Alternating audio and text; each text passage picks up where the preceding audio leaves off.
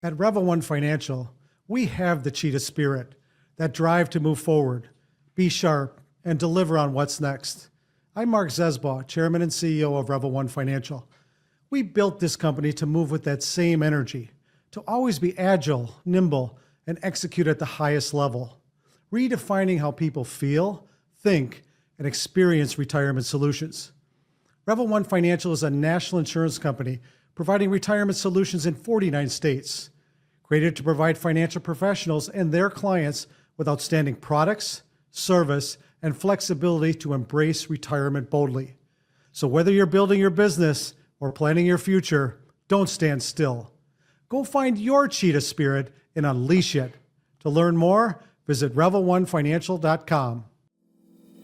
Hello, and welcome to the DSM Wealth Podcast, sponsored by Revel One Financial, who is here to revolutionize how people feel, think, and experience retirement solutions.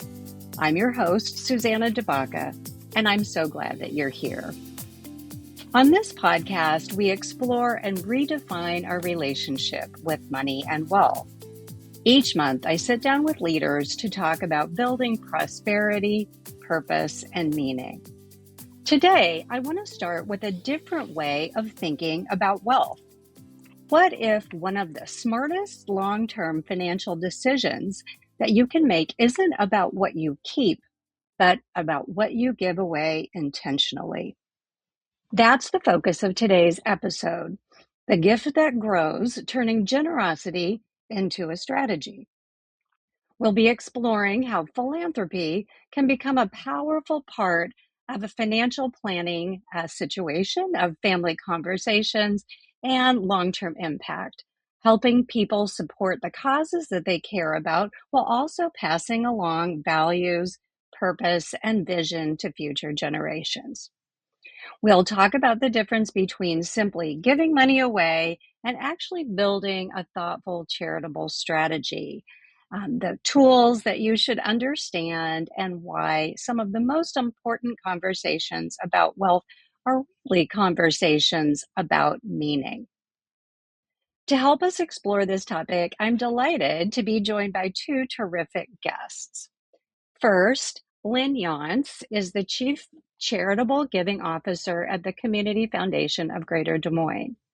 A chartered advisor in philanthropy, Lynne specializes in helping individuals and multi-generational families navigate meaningful conversations about giving, values, and legacy. She has more than 30 years of experience in philanthropy, planned giving, and nonprofit leadership, and she works very closely with donors, nonprofits, and professional advisors to create charitable strategies that make lasting community impact. So hello and welcome, Lynne. Good morning, Susanna. Great to have you here. I'm also joined by Tom Hauser, who's a shareholder attorney at Dentons Davis Brown, and he's the co-chair of the local firm's Trust and Estate Department. Tom advises individuals, families, and business owners on estate planning, succession planning, charitable strategies, and complex wealth transfers. He is known for helping clients align their financial decisions with their long-term goals and their personal family goals. And he brings very deep experience in preserving wealth, navigating family transitions, and creating thoughtful plans for both legacy and purpose. So hello, Tom. Hi, Susanna. Glad that you can be here. So together, we're going to discuss how philanthropy can become more than just occasional giving and instead serve as a very meaningful strategy for family values, community impact, and long-term legacy. So let's just dive on in. And I have a question for both of you, and we'll start with Lynne. But why do you think more individuals and families are thinking about philanthropy as an important part of their financial and legacy planning versus just making sort of occasional charitable donations? Well, some people might automatically think of the tax advantages that are associated with that charitable giving, but we have many individuals and families who've had long, successful careers. They have accumulated some significant wealth. Other individuals may have received a recent inheritance and may have some significant wealth that they weren't anticipating. And so both of those scenarios are great opportunities for people to think about how they can give back and how they want to make a positive impact in their community. That's wonderful. Tom, what are your thoughts from a legal perspective? Why are more individuals and families, excuse me, thinking about philanthropy more intentionally versus just giving a little money here and there? But just building on what Lynn had to say, there's certainly a movement, I think, in the financial planning field that is more purpose-driven wealth planning than just growing the asset base. And once clients have kind of reached that point of critical mass, then the focus shifts from not just building enough that they can retire, with the means that they want or desire, but then it focuses or transfers really to values, traditions, responsibility, gratitude, stewardship, family unity. How do we build this? How do we take this behemoth that we've built and really pass it on for generations? Mm-hmm. Excellent. So that's a good framing. Lynn, the next question I have is for you. The word philanthropy can sound very intimidating and big, but what are some of the biggest misconceptions that people have about charitable giving or philanthropy in general? Well, I think one of the biggest misconceptions about philanthropy is that it has to be complex or complicated, and it doesn't. A large majority of the gifts that people make are after their lifetime through a bequest and their will. Another misperception is that philanthropy is only for those individuals with extremely high net worth, but really philanthropy is for all ages and stages of life. And maybe one other misperception is that supporting nonprofits with general support or unrestricted gifts isn't as impactful. But when you think about nonprofits, they're really businesses with a different bottom line, and they are reinvesting in the mission of their organization versus the shareholders. And so I just think that is sometimes a misperception, is that general giving to an organization that really supports their operations and helps them to respond to some urgent needs or some exciting opportunities is also a good opportunity for people to give in their communities. That's terrific. And as the nonprofits come under a lot of pressure, giving on a more unrestricted level may actually be so much better for them. So we'll come back to that. But Tom, I want to ask you, Lynn said it doesn't have to be complex and anyone can do this, but at what point should charitable giving or planning actually become part of an estate planning or a wealth planning conversation? Well, I want to build on what Lynn said, right? So I suppose if you sit down and read these concepts about charitable trusts or charitable giving techniques, it might sound complicated. Good advisors can help break this down and explain it so that a fifth grader can understand it. So I absolutely agree with her. It does not need to be complex in order to be effective. When does it integrate with the estate plan? Of course, the purpose of estate planning is there are a multitude of purposes, but a primary purpose is transitioning your assets down to the next generation, and what objectives do you want to accomplish in doing so. And so usually it's this type of conversation occurs after the family has achieved what I call critical mass, that number that they feel they need in order to provide the lifestyle that they want on the terms that they want and able to withstand some economic drawdown. So, but it's a natural shift from accumulation to purpose-driven giving and stewardship. And the other thing about it is, if they have a permanent commitment to a cause, then there are some really powerful planning techniques that they can use during their lifetime to get some really good income tax benefits, and they get the added benefit then of seeing their giving being implemented during their lifetime. That's wonderful. But back to Lynn's point that, you don't actually have to be super wealthy to do planning. Someone could just put this in their will, in their 20s or 30s, saying, after I go, maybe, a small gift could go someplace. So there's depends on who you are, but you could start as early as the time that you just have a simple will, right? I might add that The use of donor advised funds has really grown, and I'm Lynn, I'm delving into your territory here. So, but a donor advised fund is a fantastic way of providing as kind of a seed gift that then younger generations who may not have the means, right? Usually, younger generations they're more willing to give their time. They don't have the resources necessarily or the excess funds. With the donor advised fund, you can set that up, and then they come back. It's at least an annual touch point where they can contribute, to the causes that mean something to them. Lynn, how poorly did I do in describing that? No, the donor advised funds have definitely become very popular in recent years. And it's also a great way to engage that next generation, as you said, that oftentimes parents will start that donor advised fund. They will engage that next generation, their children, to also be advisors on that fund and sometimes give them an allotted amount for them to give away each year and then replenish that donor advised fund along the way. We also encourage people to use that donor advised fund in conjunction with their estate plans, because all of those donor advised funds at our community foundation have a succession plan built into it. And so people will often name their donor advised fund in their will or their trust and send additional assets to it after their lifetime. So it continues to go on through the generations that way too.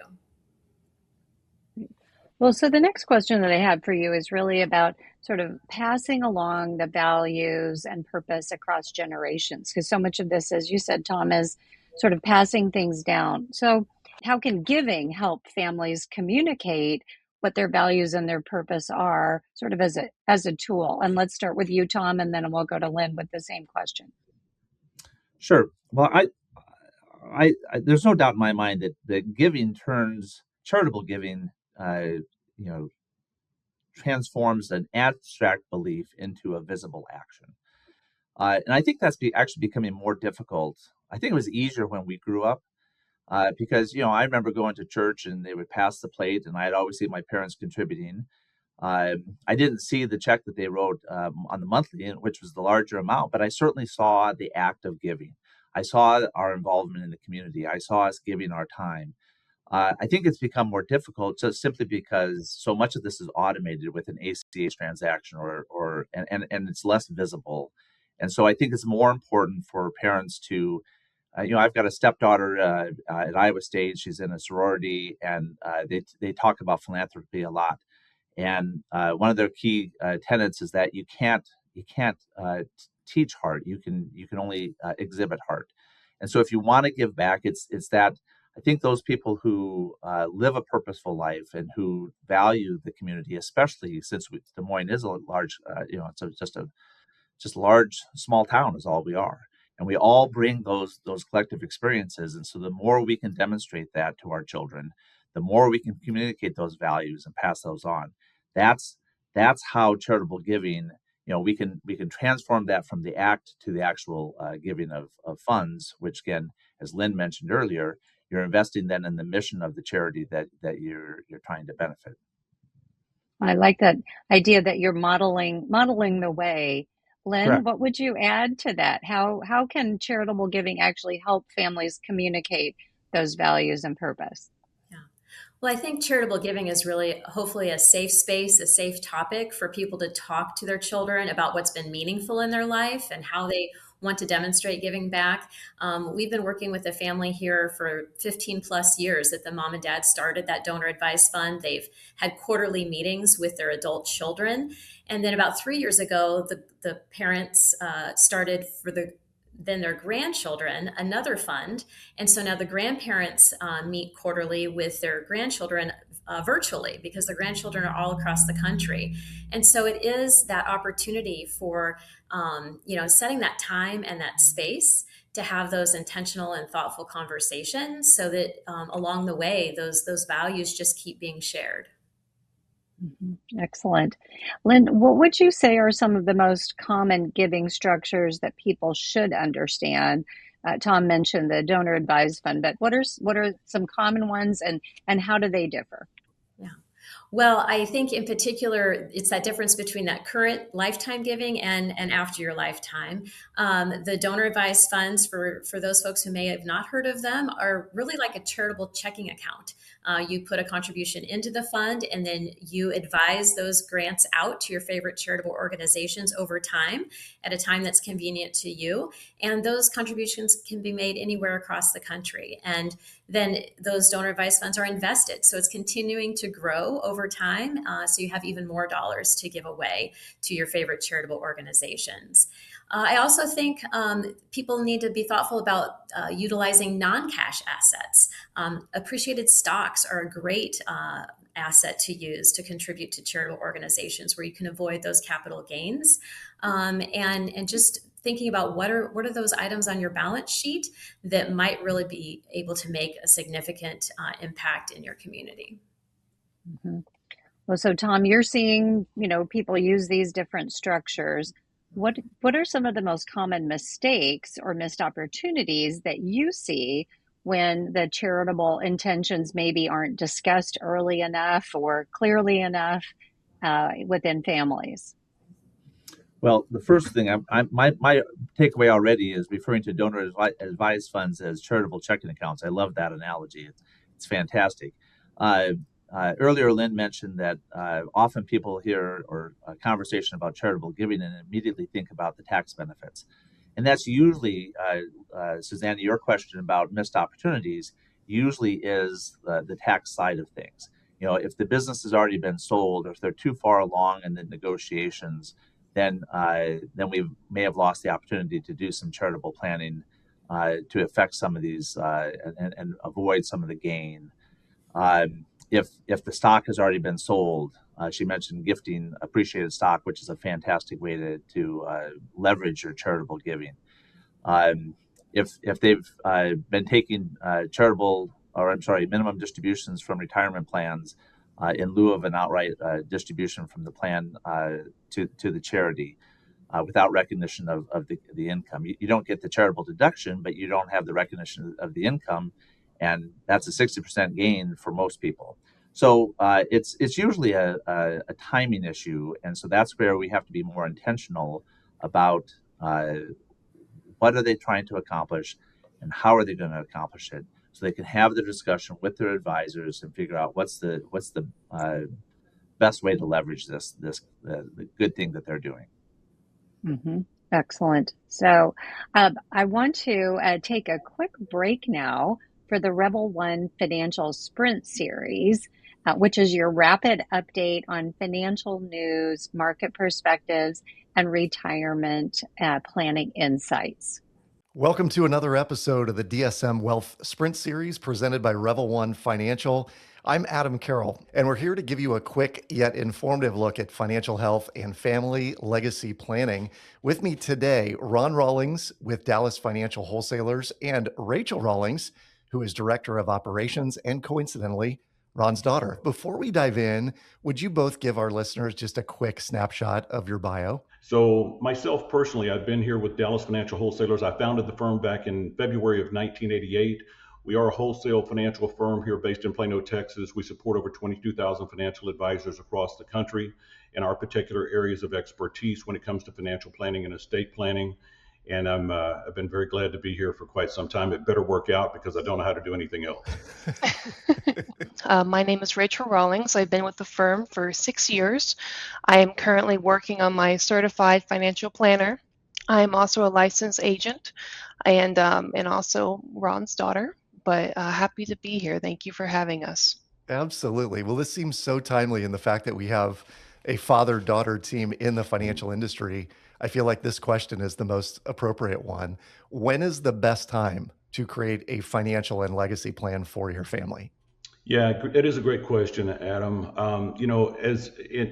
This is like a lot of other things in life. Timing is everything, right? So The way that we drill it down, Adam, is there's basically 3 stages in everybody's financial life. Rachel, why don't you tell us about the first one? Sure. The first phase is the accumulation phase. This is in your younger earning years, usually your 20s, 30s, or 40s, kind of where I am right now. You're not close to your retirement. You're more risk acceptable. With more risk, you can get greater return, and you have plenty of time to recover from any losses. Adam, the second phase that we teach people around the country in their financial life is what we call the preservation stage. Now, in the preservation stage, we still want to make as much money as possible. Don't get me wrong. We're not giving up on returns, okay? But our primary focus in the preservation stage, as the name implies, switches over to preserving what we've already accumulated. Now, time-wise, like Rachel said, the accumulation phase is usually 20s, 30s, and 40s. So as you would imagine, in your 50s and maybe your early 60s, you transition over into the preservation phase. Now, I said there were 3 stages, right? So the accumulation phase, the preservation phase, and lastly, what we call the distribution phase.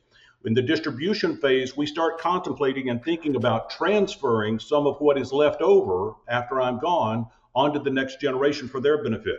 Now, most of the time in the distribution phase of our life, we're still in that safe money mode, if you will. You know, we don't want to lose the family farm or blow the family nest egg. Okay, but during that time, we begin to think about how to efficiently transfer, which includes not only your style of investment, but even working with like an estate planning attorney, different legal instruments, your will, a living trust, a post-mortem trust, things like that, legal documents and instruments. So as I said, no matter where you are in the game, there's one time that is the best time to get started, and that is now. That is now, no doubt. What are the first steps towards taking action towards legacy planning or financial health planning? This doesn't have to be overly complicated, okay? Whether it's at the beginning, the end, or all through the different points in the process, there's one 3-letter word that you have to keep in mind. This is about you, okay? That's why we can keep it not too incredibly complicated. You got to remember you are at the center of everything, okay? It is you who earned the money. Now, what do you want the money to do for you? The second question that I have to answer your question with is, what do you want this money to do for your family? That's what we call your legacy plan, okay? So remember those 2 things. Where do you want the money to go now and in your financial future, okay? It's your job. You have professionals on your team, but it will be your job to determine where you want to be. When you determine where you want to be and you communicate that, it is your financial professional's job to set your GPS so that you can get where you want to go. And together, working with your financial professional, it's your and your financial advisor's job collectively to not only set the GPS, but to create a map, an old school map, if you will. Because someday when I'm gone, that map's going to be there. And Rachel will know how to get where I want her to be. I love it. I love it. Such good actionable advice, you guys. Thanks so much for sharing it with our listeners. Ron and Rachel Rawlings with Dallas Financial Wholesalers. Thank you guys for being part of DSM Wealth. Thank you, Ed. Thank you so much. And we're back. Thank you to Rebel One Financial. I'm here with Tom Hauser and Lynne Yontz talking about philanthropic giving. And so the next question that I have for both of you is, how do people actually balance this need for generosity while at the same time they actually do need to preserve some long-term financial security for themselves and their families? Tom, you touched on that earlier. So how do people balance that? You can't give it away too soon necessarily. You can't, and so there's this natural transition, right, from giving of your time earlier when you're younger to giving away your money, or money and your time later on when you have achieved critical mass. And so, but healthy planning recognizes that both goals matter. And so, again, it really boils down to that conversation. You know, Lynn used the example of the parents who fund the donor advised fund and then bring the children in so they can use the earnings from that fund or the principal from the fund or both to actually achieve the giving that they want as a family. It fosters communication. It creates that opportunity to have the discussion about values. She mentioned the grandparents who do that, and now, right? So it's just again, you're leading by doing, and I think you use the term modeling. I think that's a great way to illustrate it. So it's a balance between giving of time, giving of talent, giving of money, and that's going to ebb and flow over time. Mm-hmm. Lynn, what would you add? How do you advise people to balance being very generous but not running out of money by giving things away too soon? Mm-hmm. Well, the other piece that Tom is obviously most familiar with is people including that generous charitable gift through their will or their trust. So it is a gift after their lifetime, that really secures the impact that they want to make, and it is really a great way. And many people have left many meaningful contributions in their communities through their estate plans. I would also say we mentioned the donor advised fund as a charitable checking account, but people also establish those as a charitable savings account when it is an endowed donor advised fund. So I've worked with a donor that was a physician for many years. He continued to contribute into his endowed donor advised fund. He didn't really use it very much until after he retired. And so then he has this charitable savings account that has built up over the years in his highest income earning years. But now in retirement, he's still having that same joy of giving and supporting his charities, even though he isn't getting his same annual salary that he had been used to. So there's a way for those to be charitable savings accounts too. So I want to make a plug here to get a good financial advisor and have a team, even if we don't have a financial advisor on the call today, but having the investment or financial advisor to help with the planning, having a good trust and estate attorney, and really having a philanthropic advisor together can give you that 360 picture of some of the most efficient ways to do this. So you're welcome, financial planners out there, for that plug. Absolutely. So, Lynne, what separates meaningful philanthropy from just writing a check, right? Sometimes we get so many requests for money and we're writing these little checks. We're not sure, is it making a difference? Talk about the really meaningful and intentional philanthropy. Well, it does take a little bit of time, right, Susanna? You really need to have some thought and intention and some planning behind it, and really consider how you want to align your personal values, your areas of interest with the organizations out there in the community that are making that impact. And when we work with donors, we often ask them, what's the best gift that you've ever given away? What gift did you give away that brought you the most joy, and why? And what are your motivational values? You have values that motivate your decisions every day, and those same values should motivate your charitable giving.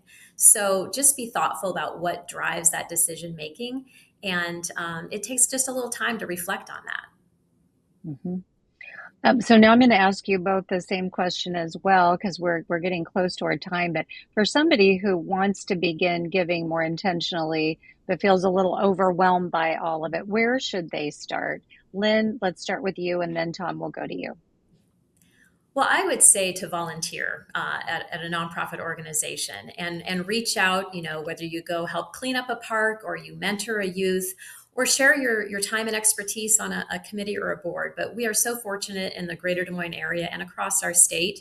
We have some fantastic nonprofit organizations who are welcoming to volunteers and really need that help. So I would really encourage people to take the time to volunteer and get to know some of those organizations that you'd like to support. Excellent. Tom, what would you add? So proper financial planning, in my opinion, it's always a team approach. You mentioned having the financial advisor, maybe the CPA, the attorney, the philanthropic advisors, because we all bring different skill sets to the table.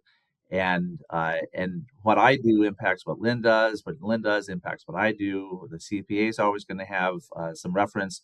The financial advisors out there making things happen. And so so the entire team really needs to know what's going on. And that's how it's going to be intentional. That's how it's going to be. You're going to get the best result. You're going to get the most efficient result. You're going to get the best tax consequences. You're going to feel the best about the giving that you're planning for. Excellent. Well, I've got a couple of takeaways I'm going to share with you based on what I've heard, but I'll come back to both of you for just a quick wrap of the advice that you would give to a listener who might want their generosity to create lasting impact. So some of the things that I jotted down that I heard as number one, thoughtful philanthropy can strengthen both your financial legacy and your family values. Really has to be approached with intentionality and planning. The second takeaway I heard is that the most meaningful giving strategies really often begin with the conversations about purpose and priorities and the impact that families want to make. What's important to you, and how do you talk to your family about that? And then thirdly, I heard that philanthropy can be so much more than just writing a check. It really can be a very strategic tool for a variety of things. You mentioned community impact, reducing complexity and wealth transitions, and also connecting generations.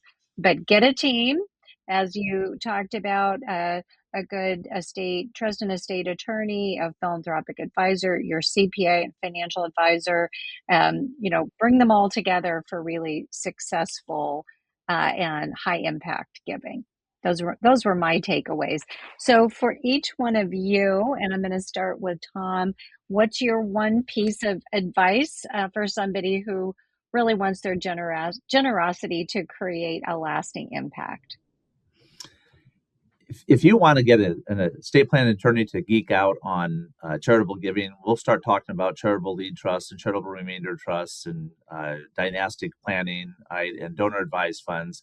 But what the most successful planning that I've ever been engaged in is when it's purpose driven, right? When we're talking about values, we're talking about traditions, we're talking about responsibility, we're talking about the mission.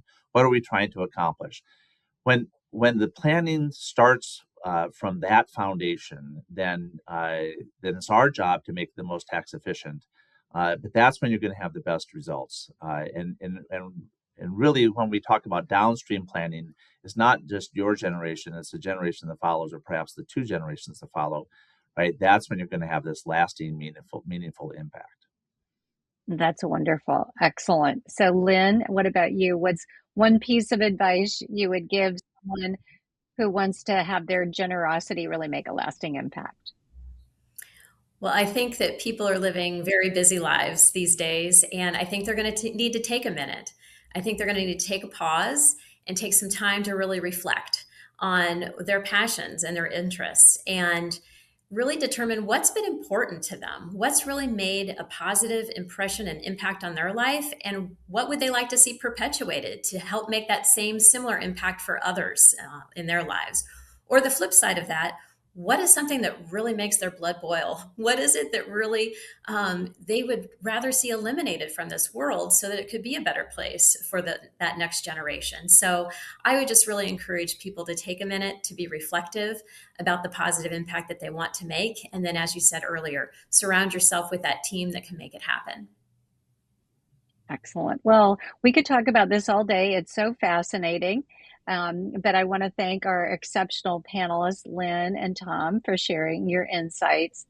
And thank you all for tuning in today to the DSM Wealth Podcast presented by Rebel One Financial, here to revolutionize how people feel, think, and experience retirement solutions. For more information, you can visit rebelonefinancial.com. And please join us next time as we explore beyond stocks and bonds, exploring the world of alternative investments. We're going to be looking at the often overlooked but essential side of wealth, really protecting it from market swings, from legal risks, health events, and family transitions. So we hope you'll tune in. Thank you all for being here, and I hope you have a great day.